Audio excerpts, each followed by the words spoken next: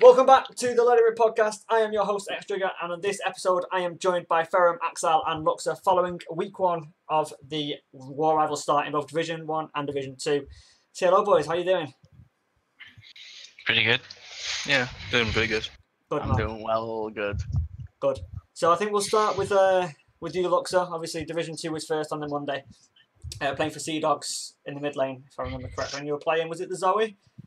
Yeah, man, Zoe both games, and then, free DQ win because they were that scared. That scared, and then you want to play.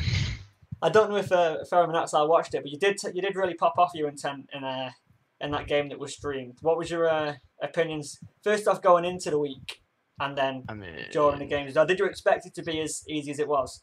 Right. So the last scrim we had was on the weekend, and the first thing I said was, because we went 1-1 in scrims against UE, and I don't rate UE. Proving from week 1 of Division 1, they kind of got shit on by everyone, including the Sea Dogs main team. And I said, look, I was like, we are way better than everyone in this league, but we can't go in thinking that we're just going to stomp everyone, we're just going to get shit on, because it always happens. People get too confident. Pirates, for example, too confident. Yeah.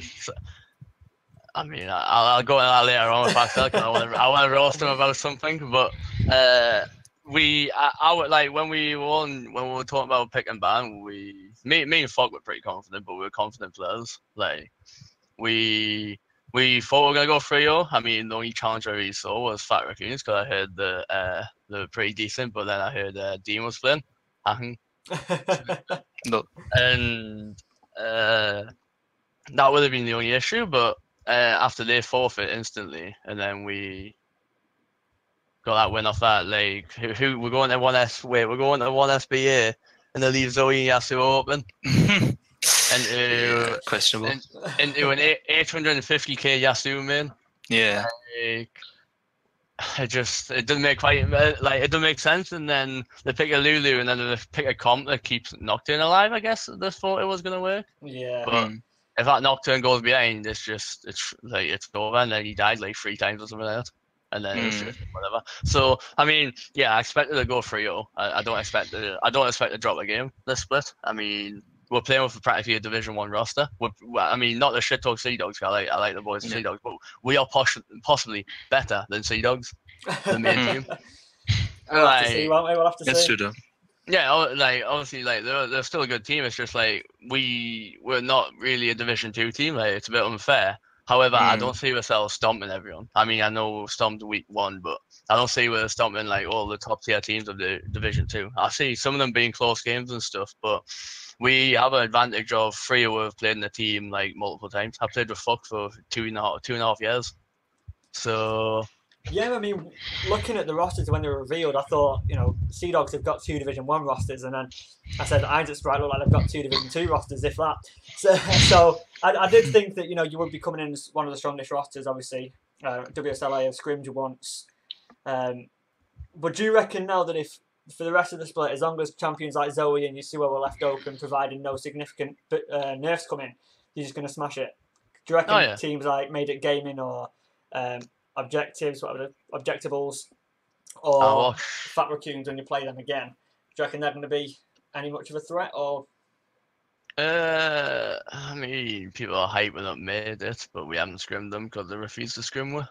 So I don't know. Like, I mean, they're the only ones I'm really looking at. Everyone else walk in the park. It's not gonna matter.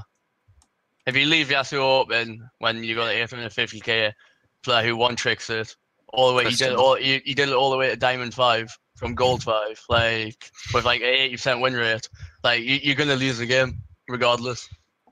So, Ferum, Axile, did you watch the Division 2 opening games? Yeah, I did watch it. It was questionable. Like, the drafts, I was like really confused, because everyone kind of knows that Luxr and Ferum both play like these champions. They're pretty much, you can say, one tricks, but like not the true one tricks, right? They can play other champions, but like, there are known champions for it. So it was kind of questionable. When I saw the draft, I was like, they had like, I think J4, Yasuo, and Zoe, and then something bot lane, whatever. Yeah. But that was like, if Luxr plays Zoe, he pops off like most of the time, even in a counter. So G2 Zoe main. yeah, true. So what are your opinions of Division 2? Because obviously, if we compare it to Compete League, Open League was just a whitewash, really. It was no one even gave a shit. Open League was god awful compared to Division 2. Wars actually managed to pull through on it. It's a bit more structured, it's a bit more organised. I mean, 2 teams dropped out on the first week. That's fine. It could have been expected. When it was only like I thought it was only going to be 10 teams, and then there was 13 teams, and then 2 dropped out. So not really an issue. We play more games. It's better. It's something like Sea Dogs get nothing from winning it. So like we literally are just hot stuff got Division 2, and like it is a lot better than Open League. Considering I played through Open League, like that shit was literally god awful. Do you reckon it's competitive though, or because obviously it's very clear who the top teams are, and we don't know how much these top teams are going to compare against each other? Because if it is as you say, if Sea Dogs Academy just completely roll it, and then you've got a bunch of just random teams, because it seems like to me the skill difference is a hell of a lot bigger in Division 2 than it is in Division 1. Like, yes, you've got teams like, Sprite, which are underperforming, Unknown Enemy that are underperforming, then teams like Low Squad that are looking like they're just firing from the gates, and VV2. But even then, I still think it could be a competitive game, whereas in Division 2, do you reckon it's bigger of a difference? I think there's more. I think there's certain teams have more to play for in Division 2. Which means it's more competitive for half of the division, but I think other than 2 teams, everyone else is about on the same level. I don't think anyone really shines apart from 2 teams in Division 2. But like we, as an academy team, we're playing for a spot in the main team. In theory, I mean, let's be honest. I mean, me fucking Tank could not give a fuck if we're in Division 1 or not. We all enjoy playing with each other. We're just playing for the shit, like the fun of it. But like.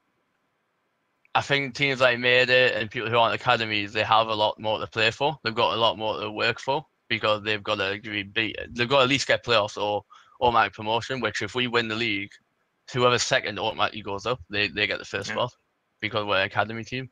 But I don't know. I think Division 1's got a bigger skill gap. I really do. Yeah. I think there's 4 teams, 6 teams in Division 1, and after that, there's 3 teams and there's no one close to them. And then there's like 3 teams that are pretty decent average, and then the rest of the teams are just fucking awful. I mean, Low Squad might be good. Low Squad might be good, but I mean, I'm sure Sea Dogs Academy beat them in a scrim. True. My question to you then is, Luxr, and then I'll get Ferum and Axile to comment. Who are the top 3 and who are the middle 3? And obviously you can assume the rest, but if Division 1? Yeah, for Division 1. If it's that clear, who are they? Low Squad, they're finishing the top. They're winning that shit. They're my boys. Thank you. But then, I mean, Flame Dragoon, and then the third team, it's got a... Is it that clear? Maybe it's only 2 teams that are clear then. I mean, I want to put Pirates up after week 1 performance. That is just fucking awful. So, like, Artemis getting solo killed by a puppy. And everything. Counter matchup. Axile going 1-7 on Trundle, farming all game. Like, I almost fucking killed their jungler and took his jungle. And then both sides then died, and it's like, okay, nice, I got a lead, and everyone just dies. Like, team mean, I was expecting Pirates to just pop off, to be quite honest. Like, at the start of the split, I put Pirates, Flame Dragoon, the Low Squad top 3, and other than that, I thought no one was close to them. But after week 1 performance, I'll just put Low Squad and Flame Dragoon, and then after that, it's like the rest of the teams kind of thing. So, Axile, what's your opinion on that one? Because obviously, it wasn't the best week for Pirates. You went 0-2, but you've also got to say that if things go a little bit differently in that game against World Saves Lives, it could have completely gone in your favour. It was, they threw it a couple of times. You nearly came back. Do you see yourself being that far away from the top? Do you agree with Luxr on that one? I think by the end of the split we'll be a top tier team, but at the moment we are working on some issues with communication and stuff. It's mostly just we didn't have a clear shot caller, and people just weren't very prepared for the games that day. Okay, so you brought in Alperen, haven't you, as your coach now? Yeah. What kind of impact is he having? Because he's not had a massive amount of time, has he? But what kind of impact is he having as a coach now, helping out Pirates? Because he is one of the most respected players, back in CL. Yeah, he's doing the draft mostly, and then he helps us Like he does a lot. He's like watched our games since we brought him in, and he gives us advice. Like he's pretty helpful. Nice one, nice one. So Ferum, you've been ranked to pretty much smash this league. Strong start. Game against Flaming Dragoons, maybe a little bit closer than you would have liked, but ultimately we saw Alienari pop off in the end, and with everyone coming together, you're able to close it out. How do you feel in terms of confidence going ahead of this split? I'm pretty confident in general because we like adapt pretty fast to the style that Flaming Dragoons would have played. We kind of knew that they will play the funnel comp, so we prepared for it. Wheatfish and Cicero talked about the early game, what they gotta do for it, so to shut down the strat. And yeah, then we had a clear draft, stick to the plan. Even if I would have lost the game, it was still close. And yeah, we tried to stick to the plan the best. But for the whole split, I think we are pretty confident. We have individual really good players, and we're all selfless. So we got this. Nice one. 18-0. Maybe. Gotta ask it, don't I? So in that game against Flaming Dragoons, do you reckon you outdrafted them? Do you reckon you saw what they were doing and you outdrafted them, or was it on the Rift that you outperformed them? Because I think it was a mixture of both. We were really happy with the draft we had because they wanted to get a Camille and the Shen combo so we can get a good backline access into the Lucian. And then we had like Aurelion Soul is really, really strong into this kind of style because he has infinite pushing and really good roaming in the river with water walking, whatever. So it was pretty easy for us to challenge them on the camps and everything. So yeah, we were really happy with that. Okay, nice one. And who was the second game that you played against? That was off stream, wasn't it? Unknown enemy. And was that just a stomp? It was early on in Stomp, and then later on we did some misplays. We weren't really focused, too high and everything, but we won in the end. Okay. If you lose the UAE, then that's just losing the preteens. That's actually yeah. Holy. So do you think UE are that bad? They've put a post in looking for team. They're looking for a mid laner, which was obviously Looney's role. I'm not sure what's going on there. I've not heard anything. Yeah, I asked him. He just said he was looking for mid laner. I said, "What about you?" He didn't reply. So I don't know what's happening there. But they were a Division 2 team apparently, like to start with, and then when NGT candles out, like when that team died, like they got the spot, and then you was thinking on dropping UE out, which I don't want them to drop out because it means Mig going to Division 1 and Mig. I mean, I want to see them prove themselves first before they say the Division 1 team. I want to smash them on stream and all next week. And if they go up, I won't be able to do that. Oh yeah, I'm going for a full on. Oh, my lane's going to be either he's 10-0 or I'm 10-0 because that's how aggressive I'm going to be playing. And I'm going to leave a Zoe open. And if he picks it, I'm going to shit all over him on Zoe.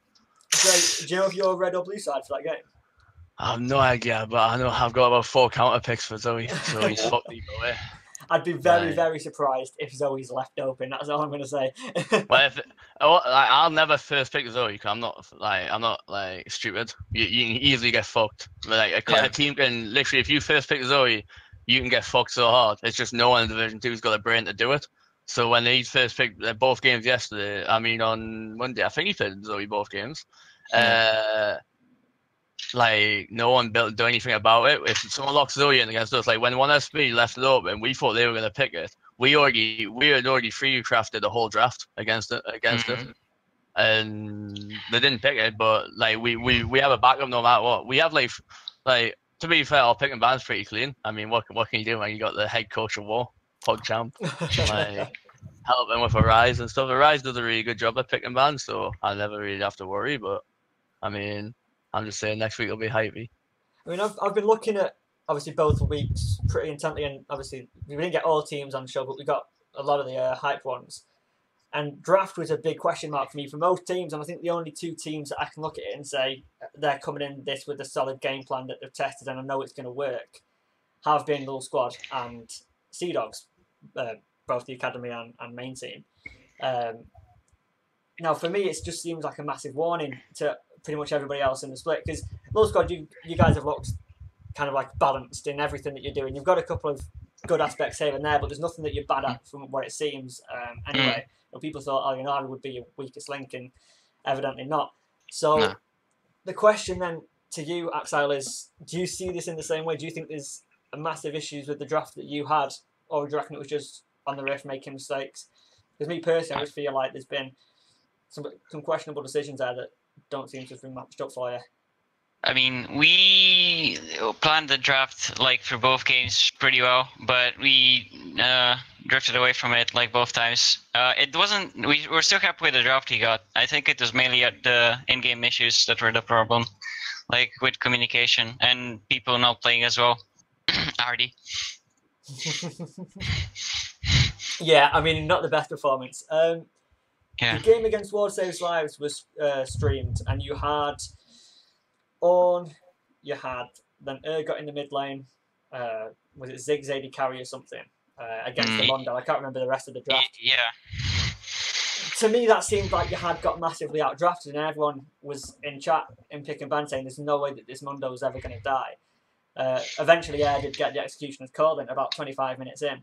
But to me, that was a massive, like, but they've not got any DPS, they've not really got any bursts. And that just seemed to be how the game fell away from you, even though there were chances for you to get back in it. So, what's your opinion on that personally? Because for me, I felt like there was a massive hole there in you just not being able to actually do anything in the game, despite mechanical plays. Yeah, we mostly drafted for the lanes, like Zig's bot lane, obviously. Darius should win, not Darius, or Orange should win top lane most of the time. Wait, I don't remember who he was against. Mondo, yeah. Okay, but yeah, that's maybe where he loses. But yeah, we mostly didn't expect the Mundo. I don't know why. Then that kind of we forgot about that one. And then yeah, the Urgot mid is like one of Air's signature champs. Yeah, so like he was really confident in that matchup. So yeah, we just kind of wanted to get the early game and just win the game. Yeah, because that was coming from the Kassadin mid lane game, wasn't it? Which was another relatively disappointing one. Do you reckon from now week 1 to week 2, we're going to see changes in terms of draft and performance? Because from what people have said, you're meant to be up there as one of the best teams, if not second best team in the league. And you've not shown it yet. So, not to grill you, but you know, can you clearly see where you need to improve on? And do you reckon that'll make it in time for week 2? Yeah, we know what we want to improve on. I'm not sure if we're gonna be completely ready for week 2, like everything fixed or anything, but we will be better, hopefully. And then, but by like week 4, I'm pretty sure we'll be like very good. Nice one. At least you've got a goal then set. Luxr, did you watch Division 1 week? Watched WSL. I watched the WSL game and some of the Flame Dragoon versus Lowell squad because that's when we got the free win. I watched a little bit and then I watched a little bit of WSL because they're my boys, WSL win the split, 100%. But it was interesting. Like the Lowell squad one, I think the only weakness Lowell squad really has is they get really overconfident. And they try to do shit that don't need to sometimes. Like from the scrims we play against them and from the games I watch, they always seem to just go that step too far when they don't need to. And then for Pirates, I just think, I think that there's going to be a massive tilt issues in there if things happen. Like if things don't go their way, I think there is going to be tilt issues. Nah. Artie is much better than you think he is, like on a team. Like in solo queue and flex queue and stuff, he tilts very much. But when it comes to like teams and like the tournament and scrims, he's a lot better. And the rest of the team is like really chill. Silent Tyler and Michael are all really chill. I mean, it's only week 1 though, so yeah, like, you gotta wait and see. Like obviously, week 1's always a bit all over the place. It's new teams first getting into the official games and stuff like that. Teams like Low Squad shouldn't really be having an issue in the first week because they're a team that's been together for that long, minus Cicero and Tainton. But you put them together and they've already got synergy. So it's like week 2, week 3, week 4, and week 5 is when you want to put a look at teams properly and decide if they're actually decent or if they're hot trash. But so, we'll see. Ferum, that game against Ferum Dragoons, what's your opinion first on your own team on how you guys performed and all the individual players, and then likewise for Flaming Dragoons. Because Flaming Dragoons, as it was said on cast, have got 3 out of 5 of the most high rated players or whatever the thing is. Do they deserve it after that? I think like their players are obviously pretty high rated, like in general, I would say. But one for the team, they have no clear carry. I would say like Conquest is more of a team player. Mammal, the same for Mammal. Mitra is like from AD carry role.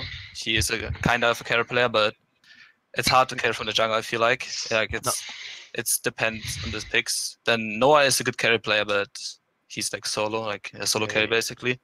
But they're like, but for us, I feel like we have in general like super good solo laners, and then mechanical players. So I feel like we have the kind of the edge on that against them. Yeah, something that I noticed that with the lack of carries, because I thought Conquest was going to just come out and smash. It's like, oh no, this time Weefish is just beating him. So, granted, he was on a Braum, but that was an issue. Weefish and Air are so much better than Conquest. Conquest laning is fucking horrible. I mean, it is the worst thing in the world. He is such a late game player, Conquest. I mean, people rate him high, but Weefish is so much better than him. I mean, and then obviously Zion's the third best. So. What did you say? Okay. I mean, the only time I saw Conquest was in the SGI finals, obviously against Soul Squad, which you got counter pick pretty much every game, but he seemed to have a solid performance on that. So I was just expecting him to pick Yasuo and just pop off, but maybe it's like a Caps MSI system of where no, he's just going to play that shit once. When you put Braum in mid lane and then you put Mitra on Lucian jungle, you've already lost pick and ban, and then you've already lost the game because his Conquest can't play Braum. I witnessed that on stream. He doesn't know what he's doing. Get back to some sort of Vladimir or some shit what you can deal with. Mitra just needs to get back on the tank or some shit like that, and like just not try that shit. Like, why don't you just take the Taric Aatrox, Taric Yi? They're so much better. Like, was Taric banned? No, I don't think so. Right, so why would you take Braum Lucian? What, because he's an ADC for that? I'm pretty sure they just practiced it, that's why. I mean... What I heard was like, they had really good record against other teams with the strat, on the strat. Yeah, I mean, right. Yeah. Taric fucks... Taric, like, even if Weedfish picks Solent or Taric, and Yi or Taric and Aatrox, as me tend to play a lot of Taric and Aatrox, right? Like, there's no way Sol gets away from a Taric Yi, Taric Aatrox at all, ever. But he has to burn Flash every time. Like, after 6, he can just ult him away. Yeah, true. But, like, I mean, like, pre-6, I mean, if you're playing the funnel strat, I mean, main intent always, no matter who we play against, we scrimmed and we used it in, like, 4 out of 5 scrims we played. And every time we had killed their mid and jungle, or their mid, or their jungler at least once before level 6. And, like, Braum and Lucian, it's just, like, you got to hit that Braum Q, it's just pointless. It's just awful bad. And I mean, they proved that on stream. It was just the thing with the Braum is that you can early pick it and it be a flex pick, because I think Braum, unlike Taric, is the best at going. Maybe not the best pick in general, but the best flex in terms of he can go jungle and be very decent in the in that funnel strat, and he's also a brilliant bot lane, because if you put that Braum and Lucian into the bot lane, it becomes a very, very strong lane that's got kill pressure. Yeah. The issue with the funnel strat is Lucian's just not that great with that amount of gold, because Lucian is an early game champion.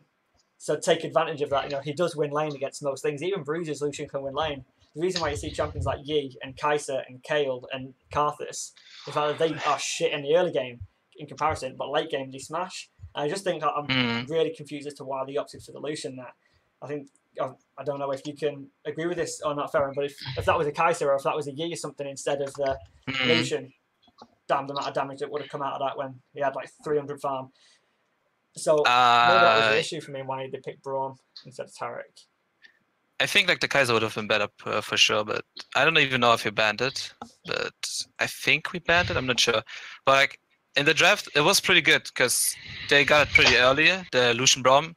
So they had like still the option of putting it in bot lane. So they would have a strong lane, what is pretty good for like right now in the meta, because everything is revolves on early game. So we were kind of forcing them into putting in the funnel strat by banning mid lanes, I think. We banned Malzahar and something else, I'm not sure. But yeah, so we kind of forced them into that, doing Didn't that. you pick Morgana as well? So Yeah, we did. yeah, so that was pretty good. Because We had Axile Morgana. We had Axile Morgana. Yeah, that neutralizes the bot lane. So Yeah. We kind of forced them into picking that, and then they obviously practiced the comp. We kind of knew it about it, and I think it was more like they played the comp, and like what I heard from it was they performed pretty good, but they didn't play against anyone who kind of was prepared against it. So they played against shit teams. Pretty much. Choo-choo. So was Well, that genuinely your thought process though? Of you saw the Lucian Braum, you thought they're going to put this bot, but I want them to put it mid.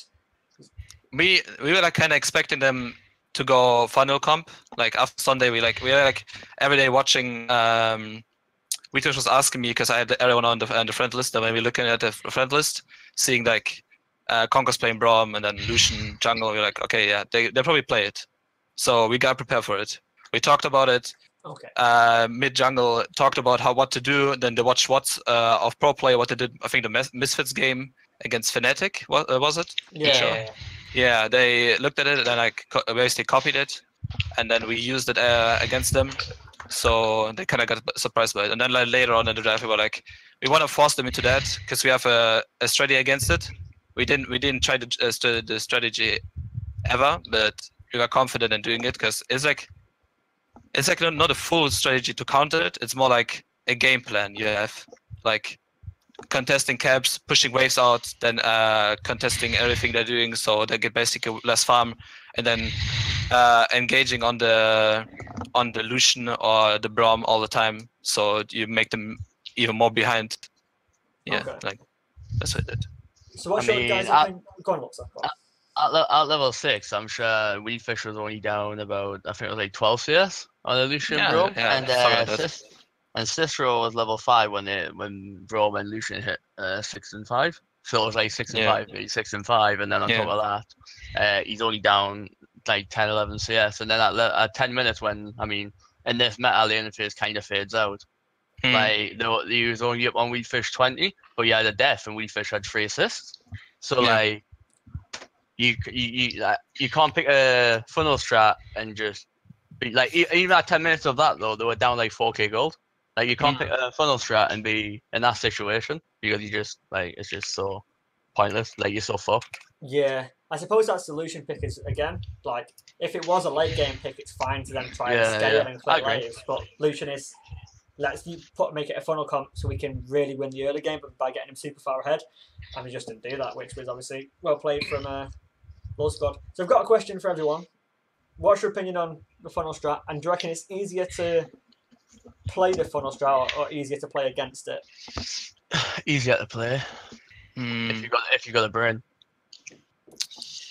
It depends on which. Yeah, it depends what team you're against. Like if you're against a team that doesn't have a game plan or hasn't seen the strat, it's much easier to play with it. If you're against people who have seen it before, then it's a lot harder to pull off. Okay. I think. Yeah, I kind of agree with that. Like it depends because they weren't obviously prepared for us to counter it because they were kind of salty about it later on. Like, they thought it got leaked. That's why, and they were like, no, it didn't get leaked. We just kind of saw it on your Champions League plate. So they were kind of surprised, I feel like, about how we approached the game, and they kind of set them off, I think. Do you reckon that's the reason why they lost the next game against, was it Harewood or I can't remember who it was? Yeah, Harewood. I don't know. I didn't see the game completely, but I only saw them losing. Wait, who lost to Harewood? FTG. Wait, really? Wait, Yeah, did FTG go 0-2? Yeah, they did. Fuck All teams right now are like 2-0 or 0-2. Yeah, Harewood is 2-0. Yeah. People are hyping them up. People are saying that the new mid lane is going to be like the best. Yeah, the mid lane is good. The mid lane is good. Have you played Yeah, against he's pretty good. Yeah, we played against him. I think once Grim said. Like Vitos was telling me he's good.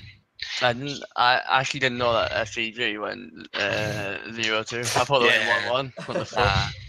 Yeah, no teams. They had pretty interesting picks, I would say. They've all got top lane, and some other shit. I don't know. But yeah, Urga top lane is kind of interesting. Two of the top 3 teams, 0-2, unlucky. GG. I suppose it makes the race for playoffs now really interesting because, yeah, 1 week doesn't make a massive difference, but if every team now goes 1-1, that's now 7 weeks left to catch up 2 wins, which is easy to say, well, you can just go 2-0, but you're also relying on the teams above you to go 0-2 to catch it up. And, the race is going to start from now in terms of getting that 6th place spot because there is no 1-1 teams. It's not like you can easy go up one place and then. I mean, all it means now is them games where you're playing against them are more important and more like there's going to be much more to them. So when SGV play against low squad, they're going to have to win next time. Oh. Yeah, we played them pretty late, I think. Really late. Like, the perfect situation. You play them in the last week. They've got to beat you to make playoff. You don't. It doesn't even matter if you lose. Yeah. It would be so good. Yeah, GG. I think it's World Saves Lives versus Herwood, which are both the 2-0 teams, and there's another set, isn't there? Oh, actually, I can't remember. Well, WSL's gonna. It's VV, I think. VV, us, then Herwood, WSL, and someone else. Sea Dogs? Sea Dogs, yeah. Sea Dogs went 2-0. Yeah. WSL's had roster changes though, like hard ones and all. Well, have they changed again? Because all we know is that Tara came in, don't we? Yeah. DMA is he has family business. He had to sort it. So obviously, like everyone was fine with that, and then obviously Pike and Still are like switching out constantly. Still I don't know. How's it called again? To be fair, Still played pretty well. Like I didn't expect it. He came from pre-teens. You wouldn't expect pre-teen players to do okay. Like with how bad they all were, but. He came in, he got amazing on Mundo. I mean, he walked through everyone. Tong. Well, he just walked through everyone. Playing Mundo against no AD carries is pretty fun because you just do whatever you want. But I was kind of surprised by his build. I think he should have stacked more HP instead of magic resist. But yeah. And then Sea Dogs and all. I mean, like I said, Sea Dogs aren't really an amazing team, but when they played Slime, watching Slime Rose, I mean. When we're splitting up the division into groups, Slime Rose is in that bottom 3, 100%. After the games I watched. No, Slime Rose has like their mid and bot lane is pretty decent, and like so is fine on tanks. But I mean, like you can they were winning lanes. They were winning lanes. They just like overextended and got killed all the time. I mean, you can say that, but Anivia got first blood and done nothing with her, literally done nothing, and then got outfarmed by Zion. Like what? No, she had like Zion on her tower for like fucking 10 minutes. He was like 200 HP on her tower. Yeah. He was just sitting there. The Anivia only died because she was overextended when Ornn and the jungler roamed mid. But I think you've got to look at Slime Rose. Both their drafts haven't been impressive, or at least the one that we saw. And then if they're getting leads in a game that's about snowballing and still losing, that's a huge issue in this meta. Fair enough if this game is late game and you get an early lead, but you've got a Sivir or you've got a Cassiopeia or Victor or whoever else in the previous meta, and you can just steamroll late game, that's fine. But that ain't what this meta is. If you've got an early lead, you should win this game theoretically. Yeah, true. I mean, Zion was down about 10-15 CS all game, but I mean, you'd expect a lot more from Anivia who can click R, run back to the fucking turret, click R, run back to the turret, click R, run back to the turret. Like it didn't take a lot to CS with Anivia. You don't even need to have a brain. You just hit level 60, you put your R down. But I don't know. I think Slime Rose got outdrafted, but I don't know. Only person I rate on Slime Rose is the mid laner. I only think I think he has a very small champ pool, so it's very I didn't even know who's. I don't know who the bot lane. I don't know who's Jack was decent from what I was seeing. They won lane pretty bot lane, but they had the same issue as like the mid laner. They just overextended and died all the time. Do you reckon that's just part of having a new roster? Yeah, probably. They had like communication issues, like when Ornn roamed down like 10 times, but no one communicated that, and they just died every time. We'll have to see how they do. I think out of all the teams that we saw on the day, they looked the worst. Obviously, there was a very good teams in every game. We didn't see the likes of Yui or Ainz Sprite, but out of the teams that were shown, to me, they looked the worst. So we'll have to see how week 2 goes. What are your predictions for week 2 then? Is there any teams that you expect to slip off or catch up? Who even plays week 2? Like, who's playing who? We are playing FDG in low squad, so yeah, that's pretty rough. Pirates are going 0-2 then. Mm. Again, by the way, again. That's why I said by week 3 or 4 we will be better. Yeah, I'm not sure. I'm not sure about like next week. Because I can tell you this now that fucking low squad are gonna absolutely stomp you into the ground, and then you're gonna lose the Flame Dragoon just purely because, well, if you play like you did week 1, you're definitely gonna lose. You've got to think Similar though, to with low squad strength of schedule being against low squad and Pirates really early on, being against Flaming Dragoons and Pirates really early on, but then being the one team that have got the best read on the meta and the best energy coming into the start. They've got some really hard games out of the way and picked up some wins. So you're expecting it. You know, you're battling for top 2 at the very minimum. But FDG also went 0-2. So is your confidence completely shot for that game, Axile? No, I think we still have a chance. We can do pretty well. We just need to fix our issues, like communication. We can do well. I'm not having high hopes or anything, but we'll do our best. Sounds very, very pessimistic of you. Yeah. So what about teams like Herwood, who obviously went 2-0? Teams like Iron Sprite that we've went 0-2, we've not seen play. I mean, I don't know if you guys have scrimmed against these teams or have got any decent idea, but do you reckon that they're going to stick with that same run of form? Or I reckon it's just a bad start or a good start, which maybe is unpredicted. Herwood I think Herwood is pretty decent. Like, they have good players, I feel like. Even if their ranks are kinda, I think they're in general pretty low ranked. But they seem like a good team. I rate their players, but we will see. Time will tell. Do you reckon they'll get playoffs? Yeah, I think so. Definitely. Okay. Who do you reckon the 4 teams that won't now? Nah. Don't want to say. Nah.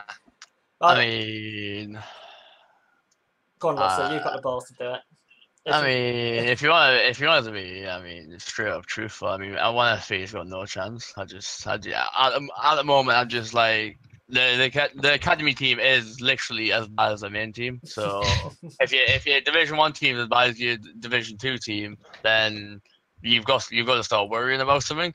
But One FA's been on a downfall for a long time. I mean, what can you do? Them and Yui are definitely going down no matter, unless Yui bring in some godlike player. You go like in their AD role or in the mid role, like they are not getting anywhere near it. They'll probably be some of the lower tier teams. If that, One SB won't win a game this split. And quote me on that. One SB won't win a game this split. I think Slime Rolls will probably be in the bottom 4. I mean, I don't want to say Sea Dogs, but Sea Dogs are really, like, I think they're doing pretty well. And they're like, Sea Dogs aren't exactly a mechanically team. They're more like macro and shit. So to be quite honest, I'd probably put. I'm not gonna lie, Axel. I'd probably put Pirates down there at the moment. At the moment, I'd say we need to fix our issues, but I think by the end of the split we'll see. But I'll say Yui, Slime Rolls, Eisenbright, and Pirates. Well, I mean, those are 4 teams that went 0-2. The only other team that haven't, well, the only team that went 0-2 and isn't in that bottom 4 you've said is Flaming Dragoons, who people expect to be right up there. So yeah, it's very likely otherwise with teams like Sea Dogs and Herwood being as good as they were. I think VV, Herwood both came out of nowhere. Like, I didn't expect VV to go 2-0. I'd be like quite honest about that. Like, I expected them to go 1-1 at most, but them and Herwood, I think, just came out of nowhere. I mean, I did predict WSL to go 2-0 because the roster they have is extremely good in my opinion. Yeah. What was your opinion about VV in the game that you played against them, Axile? Because on stream they looked phenomenal, but was that just you guys making them look better than they were? I think we've scrimmed them before, but they had Rudy and they were bad, and then they had and they're pretty good. So I don't know. It's not just that. The Cortex seems to be doing better than expected. He's not doing anything amazing or anything, but he's doing his job, like playing for the team, tanks and shit. Yeah. I don't know. Their top laner should be pretty bad, but he solo killed Artie, so I can't say anything. So yeah. Well, when I told Fox that Artie got solo killed by Poppy as Darius, the first thing Fox said was, "What is he doing in Division 1? Get him off that team." He went sub low fidelity in right now because he's even better than that fucking shit gun. Yeah. He was just like, you should never ever die to a Poppy when you're up that much CS.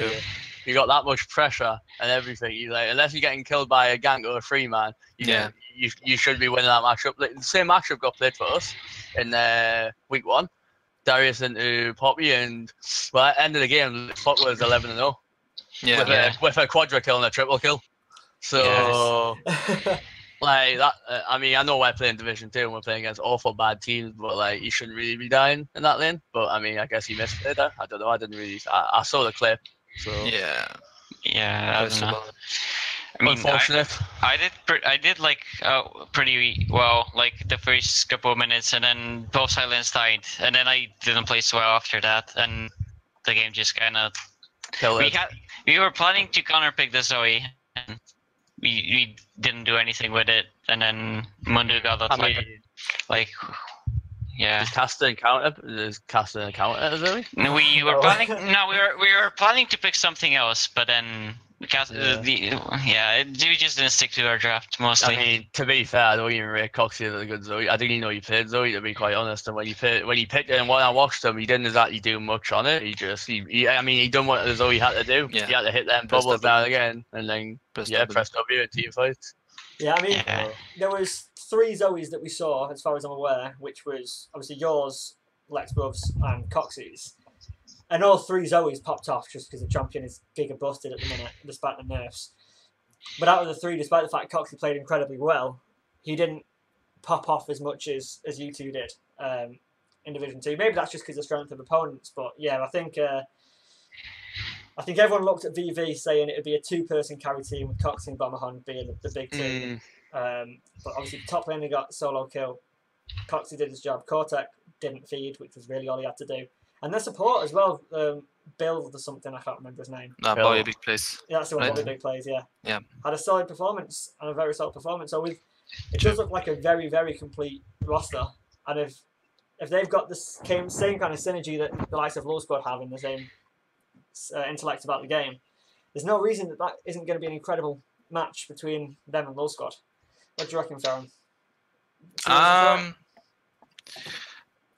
I would say we are pretty confident to that game, but we will see. We didn't play against them in a long time, like only in SGI, but that wasn't in the full team. So like our team changed a lot, even with two new players, but our team changed a lot, like in the style how we want to play.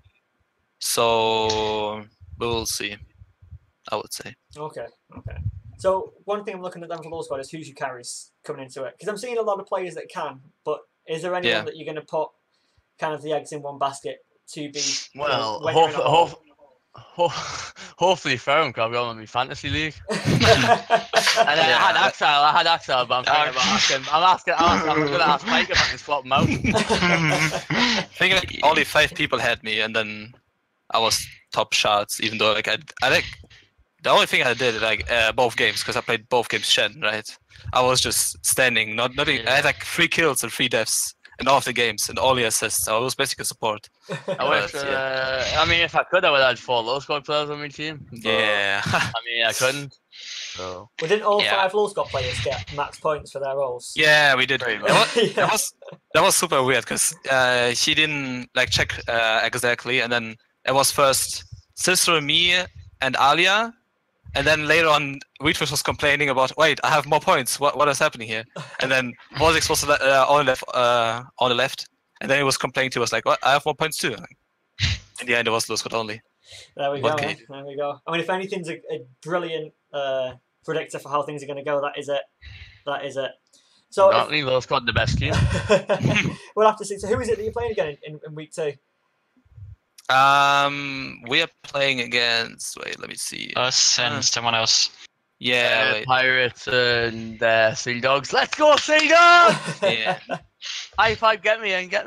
That's that Wheatfish.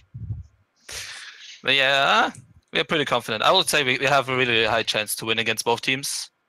So from everything, like I think we outmatch almost every team in individual play, and then we have a clear shot caller. Wait, really? And then what? You think that Alia is better than every ADC in this league? I'm saying she's at least top 3, at least. I mean, she doesn't outclass everyone in the league, and I show you that. I mean, she played well, but You outperformed her. In that week, she was the best AD carry, hands down. in that week, in that week, she played extremely well. But I do think there's better ADCs. My only worry is that if Ezreal's banned, is that just going to be her under a rock kind of thing? Because she's a solid Ezreal player, and you give her for light, and she will do the job that she needs to do, and that was obviously a good job. But I think her pick percentage of Ezreal must be at least 80% or more. I mean, when you have Caitlyn holding your hand, you don't need to do anything. Oh, yeah. I don't know about that. I feel like she has a huge champion pool. Like in general, it's fine. But if you look at the old style, how we played in Lul Squad with Crab God, she was basically 1v2ing all time. Yeah, but Crab God is trash. Yeah, Crab God was like dying every time in laning phase, and then she was being behind, and then she lost all of her that she had, and she's lost she swapped to AD carry not a long time, so other people have like kind of mentioned that, but nah, I'm confident in her. She should pop off for sure. She has the potential to be the best. I mean, like I said, when you got Tatum holding your hand, you automatically go up 2 or 3 spots in ranking. Yeah, he's like the best support by far. He makes a difference to the ADC's play in so many ways. But I mean Coxie looks good. Do you know what I mean? So exactly. But yeah, Coxie even though he play Ash, and then Tatum made him be able to play more than 2 champs. Yeah. Right, I'm going to ask each of you now a question, which is going to be hard for you to answer, but you've got to do it. If you had to swap one player on your main roster for any other player in Rivals, who would it be? And why? You can't pick yourself. Fuck. I'll say this right now, Tainton for Hench. See you, Hench. I did the same, to be honest. For me, it's super hard because I think like bye Weedfish. I don't know, like it's super hard, like because I feel like every of our players are like top 2 at least. Exactly. Low squad is extremely hard one because even if I was on that team instead of Weedfish, like everyone around you is just such good players, and probably Noah for Alia if anything. I don't even know about that. Like it's so hard to say because even Noah is mechanically really good, obviously, but I feel like he lacks But remember, with Tainton on your team, he doesn't need to have a brain. Yeah, you're putting him in the shoes of Alia, where he's mechanically way better than him.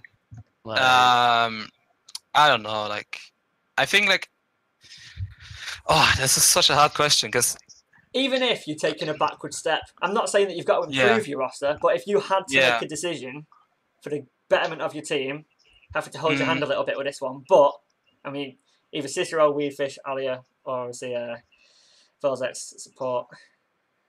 You gotta add someone who's funny. You gotta get someone who's funny. I would say I'm gonna get called Snake after that. Super hard by the person, but I would say Conquest for mid lane. Okay. Because Conquest Omega Rose, let's go. Yeah, first off because of that Omega Rose, and then with your as a coach, and so Weedfish. I would because I already know like how to play with him. We already talk a lot in Omega Rose. We're like a team for a long time. And then he's really, really selfless, like playing hard utility. Like you could see it playing the Braum comp. Like, every game. Like, I don't say like Weedfish wouldn't do the same. He does the same too. But I would say Conquest.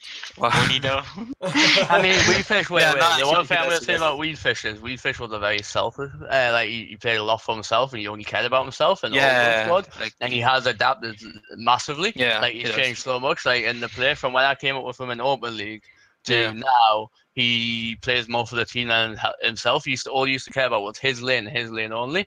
Yeah. But now it's a lot different. I mean, you could when you had like Sosa, Vinex, etc. on your team. Like you could play around mid because Sosa would just farm for 30 minutes. Yeah. But like now I think he's got to be more adaptable, and like he's got to be able to play for the team, because if you played through mid lane only in this meta with the team you've got right now, you wouldn't be too well. I'll tell you that now. Yeah. I mean, I look at the second half of Spring Split, and obviously now the start of summer. I think his top two champions, or the top champion in spring, and now the champion he's played in summer, has been Talia and Aurelion Sol, which are both champions which are about, well, let's push Rome and help the team out, which granted gets him fed himself. I'm just going to go top to get that easy kill, but at the same time it does that for Elena. So I think it has been a massive improvement in his game and overall the team in general. I mean, there's a reason that they made it to the finals of both FGI, SGI and Spring Split, and there's a reason that they started so well. So just be interesting to see when the crack starts to form, because it's very, very unlikely that you go 18-0. Not to say that you're a bad team and that you couldn't, but you know, I mean, even every Pirates team has went slumps, 16-2, so to be honest. It'll be very interesting to see that one. I mean, if we would go 18-0, we probably should then kind of step back and look at our games still. Like, don't get too cocky, because what a thing happened on Omega Rose. That was like. Yeah. You're quite cocky. I mean, you beat Black Rose like in a scrim, and then it was like, oh, we beat a lot. After that, you were like, when you have a hostage Diamond 5 jungler, I mean, I'd be cocky because he's technically better than everyone else. Yasha was really good, but like then he in the actual he fell off. Qualifier. Yeah, he was playing really badly. It was like Academy or whatever it was. Nah, you mean Pirates probably. No, when he played, did he play for Academy or Aquarian, yeah. I think that was. He didn't really play that well for them either. Yeah, on Omega Rose, what I was supposed to say is like we get cocky because we had like 15 games or some shit, like a win streak in every scrim, only like winning scrim super hard. But then later on, it was like the Immortals thing, and I don't know when it was, when they like almost made perfect records. Yeah, something like that. They made almost perfect record. I'm not sure. No, 2016. Yeah, they were like they were like super good, but they kind of lost. What was it called? They lost the sight of the meta. Like they had no idea what the meta was then, and then they were on the one style, and people got looked at a style and then improved around it. Like we had Yasha. Yasha was like our main carry, and then later on people back into things, and then we put them on tanks, and then it kind of seemed like we kind of missed our identity, and we kind of faltered from that. And yeah. Do you reckon that Wolves God could fall under that same issue then? I'm not saying that people have got limited champion pools, but as a style, there's only so many champions that fit it. So if we do go back to roaming mid laners, you know, Talia, Aurelion Sol, Twisted Fate, you know, how many are they? Do you reckon that is a way that, maybe not that particular example, but do you reckon there is a chance that could happen where your style gets banned out rather than the champion pools? I think it could happen, but it could happen to every team, like the styles being banned out, because no one wants to play multiple styles to be average of all of them. Yeah. You want to be like, you have like one style where you're really good at, then have like, we have over 140 champions, so you basically can like adapt your style, and there's like a lot of champions who have similarities. So you kind of can adapt on that, and then like, or shift the roles around, like top lane no engage, and then the support has to engage or whatever. Like I think then it's pretty hard because all of our players are pretty open. Like I play carries, mid lane can play carries, jungle can play carries, AD carry. AD carry is normal, right? But yeah, like I think we are very, very versatile, and if we adapt fast enough to patches, we can have a big advantage in that. Okay. One of the final questions then is just going to talk about the 8.13 meta that's just been released. Aatrox changes, and obviously the changes to Yi, Taric, Rageblade, and the rest of him, Lucian as well. What's your guys' opinion? Do you reckon it's a positive patch, negative patch? Opinions on Aatrox? I've been playing leaks. I've been playing Aatrox mid. Faker And How played was that the old going? Aatrox mid. Yeah, the old Matrix. He was played a lot of times. Mid lane. Yeah, the new one, had like I've been playing Yeah. the new one. Mid lane. I mean, he feels a bit like I don't know, it's like Clunky. he's like a worse Zed kind of thing, or like a worse Talon, should I say? Like if you get on someone, you fucking annihilate them, but it's getting on them that them like the really hard part about it. But I mean, I don't think anyone will pull him out anytime soon. I don't think he changed it that much. Maybe top lane, but It's hard to say. I feel like Aatrox is, if you look at it, he's like obviously has like elements of Riven, if the Q, and then like a dash on E2. Like it's pretty basic, but he's like really kiteable. He's a juggernaut after all, like a version of Darius, or like Yeah. a little with a little dash. But he's, I think, pretty hard to execute because you have to hit the sweet spot on his Q to like have impact, and then his ultimate feels like not the real ultimate, I would say, because you get like the revive and then movement speed. It's like more steroid, and then I don't know, like his W is mad too, but I didn't play him that often. Like I played him once, and I got camped, so unlucky. Do you reckon he'll fall But- out of the meta for top lane? Do you reckon he'll still be that S to A tier pick that he is, or do you reckon that's it now? Do you reckon that's the end of Aatrox? I think we'll fall off because people need to. He seems like a champion that is pretty hard to master because you gotta hit a sweet spot on his Q and then like bait people out and like who one on top of him, it's mostly melee, so you can like predict when they want to go up to minions and then you can zone them off with the Q or like farm with the Q, Yeah. and then you can like use the Q and then wait till the Q like almost hits and then you press the E so you instantly like combine it with it. Yeah. So like he's like more of a punish champion in team fights. I didn't play him that often, but the hotfix seem really good on him. Like he got so much shit for it. Okay. What about jungle, Axile? Have you had to go at Aatrox before and after patch? I haven't tried the new Aatrox jungle. Seems like he should have good game, but like I don't know how he's clear his shit, like the clear videos or anything. We'll have to figure it out. Okay, fair enough. true. Do you I reckon mean- it's Luxr? Because obviously, you, as you said before, you've been playing Aatrox in the final strat. Is that gone now? I haven't tried it. I don't know. Well, we didn't really. We're meant to play it the whole of week one, and then Zoe got left open both games, so it just got thrown out the window instantly. Like the second Zoe gets left open, the Rise just went, "We're gonna pick Zoe. We're not gonna do the strat anymore." And like, it was working picking Zoe, so we're like, "There's no reason to bring the funnel." I think the funnel strat for us was more a backup if we lost the first game. Right. We're just gonna go to the funnel strat and just try abuse that for the second two games. But yeah, we'll see. We'll see. I'll probably try it with 10, and if it's awful, then I mean, I'm on a Smith anyways because I'm banned for 2 weeks. So it won't cost me LP. Toxic. So speaking of the final strat, as I said, Nunu got hit, Yi got hit, Taric got hit, Kai'Sa got hit with a Rage Blade, Lulu got hit. Pretty much all the champions that were part of one or two combos have been hit. Just in stats, there's been a couple of changes to like Tower Gold and bounties and stuff like that. But overall, do you reckon the final strat is going to fall down a lot? Do you reckon it's going to be even played at all because of these changes, or do you reckon It won't be that played. that it's It falls out. It falls off. It's gone. It's completely gone. No one's gonna bring it. Like Yeah. no one played the actual funnel strat apart from Flame and Dragoon, so no one's definitely gonna play it now. Unless it's gonna be like a Division 2 team that doesn't read patch notes.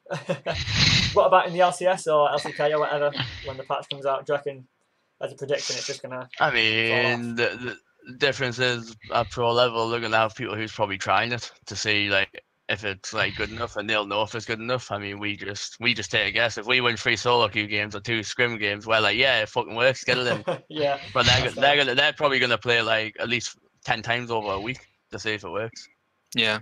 That's fair. So we'll have to see, won't we? Because the unfortunate thing about playing a league while LCS is on is that LCS is on a previous patch. So really, you want to look at them for inspiration of how they do draft and how they play their games. Yeah. And you can't really do that because it changes too much. But it will be interesting to see. I Right, mean, guys. I've got 2 questions before we wrap this up. Go on then. Right, so I want to know, so after week 1, all your power rankings for like would you change your power rankings for teams and players? Would you put anyone above someone in the power rankings now? And then I want you to decide who's going to be top 4 Division 1, top 6, and who's going to make a difference in both leagues, like both divisions. Who should start? Go on, Ferum. I'll give it you. Okay. You want for teams first or whatever? Yeah, we'll do team power rankings first. Okay, Like, I would say we are for sure top 2. I would, if FDG bounce back, then I would say us first or second against FDG if they bounce back. Then I think VV seems like a team that can be top 4. I think WSL are better. Huh? WSL? Yeah, I think they I might feel be like- better. I think it's kind of hard for the last 3 teams, like for top 5 or top 4. But I would say like in no order. Like for the first 2 teams, I would say us, then FDG, and then the rest no order. I would say VV and Herwood or WSL, like that. Okay. For me personally, I think Pirates and FDG are going to be battling Sea Dogs for playoffs. I think the top 4 are set now. We'll see because it's only week 1, and I'm making a bit of a joke. Well, but I reckon until I get put in the Sea Dogs, obviously. But even then, Because I'm coming for that spot. but I think it's Low Squad, VV, WSL, Herwood, and I think they've just secured top 4. Maybe not in that order, but I reckon pretty much is that. Just from what we've heard about Herwood and the way that VV and WSL performed, I think WSL's weaknesses are very easy to match. And then for individual players, I think most of them are just FDG being a little bit overrated from what we saw. But for Division 1, I think most people are somewhat in the zone they're at. Maybe a couple of VV or Herwood players being too low, obviously. But I think it's I think those 2 are the teams that no one expected to do as well as they look like they're doing so far, just from what we've heard anyway. Axile? I think Low Squad is first, FDG second, and then third place probably WSO and we should be the end, and then VV 5th, and I don't know after that who else? Sea Dogs, who else is there? Herwood. They're fighting for the last spot. Players. Will you change any of the roles to what you originally thought beforehand? I mean, I'd personally change the mid lane rankings. Everyone put Conquest first, wasn't it? Or was it Air? Yeah. It was Conquest and Air, then Weedfish, wasn't it? Yeah. I think it was Conquest, then Weedfish, and then Air. I'm pretty sure. Well, Weedfish goes first, Conquest goes third, Air goes fourth, and that's second spots between Coxie and Zion right now. That's just for now. I think then Coxie more likely. Yeah. More than Zion. I would, for top lane, I would change it. I think Artemis. He rated himself pretty highly because I don't fit. Nah, he is big talk all the time, but he never showed anything. Like Mammal is obviously not a carry player, but he's like the best team player for sure and the best tank player. But I think I will put myself first. Sounds cocky, but I guess that's how it is. Confident, I guess. Then probably Mammal. And if the WSL top laner, if he performs like in next week's as good, I will put him actually third and then Artemis fourth. I think Artemis, the thing about Artemis is he talks a lot about how good he is or whatever, and then praises himself up, but he never performed like in any games. The most of the time he like inted, and that was quite questionable. So I will put him way down. So he should focus on himself improving, because I think he's a good mechanical player, but I don't know. Like, I mean, seems kind of fishy. We'll just have to wait until Fuck comes to Division 1, and then he goes for that second spot. I would rate Fuck highly. Yeah. He's good mechanical. Yeah. Jungle XL. Jungle, I'd say Cicero is probably the best. And then John's pretty good. Probably him second, and then Mitchell played the final shot, didn't watch the other game. Don't know what he did there, so I'd still say he's like top 4 for sure. I didn't watch Dewey so much of Dewey. Don't remember. Wait, he played for Sea Dogs, right? Yeah. Dewey plays for Sea Dogs. Yeah. He did fine, right? So I guess he's up there as well. Yeah. I mean, do I get anyone in any role? You get the pick. You get the pick of them all. I mean, yeah, kind of saying what everyone said, really. Alamis underperformed. I think World Saves Lives top player, I can't remember his name, who played them under. I think Phil. Yeah, I think he was very overrated for how he performed. I think he threw the game, but luckily the comp allowed them to win. I think he got caught out so many times. His positioning lost him a couple of team fights. So I think if he was against an AD carry or if he was on a different pick, I think he would have got found out a lot more. That's just from me analysing it. Obviously, it worked in the end, so who am I to say anything? But I think he's been very, very overhyped compared to Ferum and Mamo, who had solid games. I've got really not got anyone else to comment for that. Jungle was a hard one. John had some really important moments, but I think he messed up as well. Quite high variance. Obviously, Axile got the early lead, but no one really jumped out and shocked. I think ultimately the two players who impressed me most week one were you and Tent on the Sea Dogs Academy for players that jumped out the most. And I think that's why you're just going to smash Division 2. But we'll have to see how week 2 goes for that because you're going to have more of a challenge. Yeah, true. We play against the two teams that are 3-0 so that's going to be a hard one. Right, Division 1, top 4. Who takes it? So for me, I said low squad, VV, WSL Herwood. Yeah. And then I just think Ferum, it's Axile. Pirates and FDG have got to prove me wrong. Yeah. I would say us first, then probably FTG, then VV, and Harewood or WSL. I'm not sure about that. Seems they're kind of on the same level, I would say. Yeah. Nice one. Come on then, midget Axel. I mean, I already said I think low squad is first for sure. Then FDG is gonna bounce back, I think, and gonna be second. Yeah. I rate WS up third, and we need issues to fix, so we're fourth. I think by the end of the season we're fixing them. So Yeah, who's gonna make a difference in both teams? I'm gonna start by saying John for WSL, Ferum for top. Mid lane is definitely gonna have to be what's he called? Terra for WSL. If he performs like he has been in some games, I think he is. I mean, he's not the best, but he does make a big difference in a lot of the games that he's played with them. And then for ADC, Noah, he's gonna have to pop off because there's no real carry on Flame Dragons. I think he is the only carry in my opinion. I mean, but I think Noah's gonna have to make a big difference. And for support, I mean, Courageous or Flunky, as people might know, the WSL support. He's gonna have to make a big difference. I genuinely think Terra is going to be the most underrated player in the entire division. Like, I mean, the guy played Gallios, so you can't look at it and say this guy's going to pop off. But for what he offers in game, I think a lot of it goes under the radar. Join WSL, instantly put on Gallio. Yes, that's the treatment we like to see. And then for Division 2, I think Mig's top laner. He is game changing. I think being fuck have to do a lot of work. And then after that, I'm not gonna say because no one else is relevant. Division 2, I think so many people have yet to make a name for themselves. A lot of them are unknowns.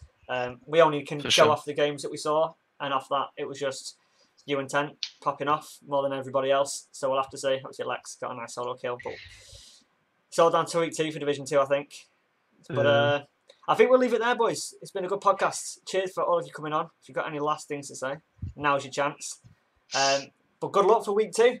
I think it's going to be very interesting to see if you guys can keep the run of form or if Axile can unfortunately get back into this one. Not in, and you get fantasy points. I mean, all I've got to say is Lex, mate, bring it on.